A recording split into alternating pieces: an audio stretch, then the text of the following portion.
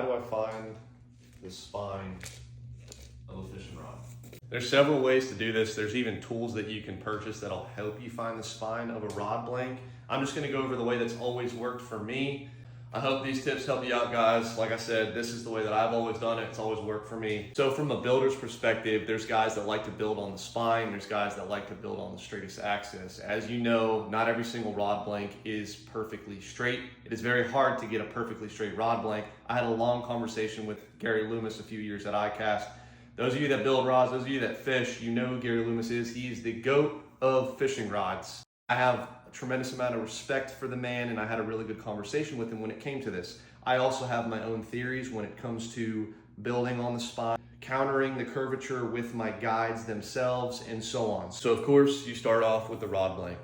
What I have seen is there are times when I have spined a fishing rod, just the raw blank, where you put a piece of tape on the blank itself. You go ahead, you spin the blank on the ground, wherever your tape is pointing either up or down is where it's going to show you where the spine is on the rod blank. What I noticed is that the spine is a little bit different when you do that method versus when you do it with the actual grip and reel seat and everything set in place. I've always gotten a little bit of a different result. So what I like to do is ream my grips, my reel seat. I get everything measured out, balanced the way that the rod is going to be permanently done after I glue everything together, and then I find the spine. So before the actual glue cures completely, I always spine after I glue. So one thing you'll notice when you spine a rod blank itself is if you put, let's just say like a 20% load into the rod blank, you're gonna get a different spine than you are if you go a little bit deeper into that rod blank.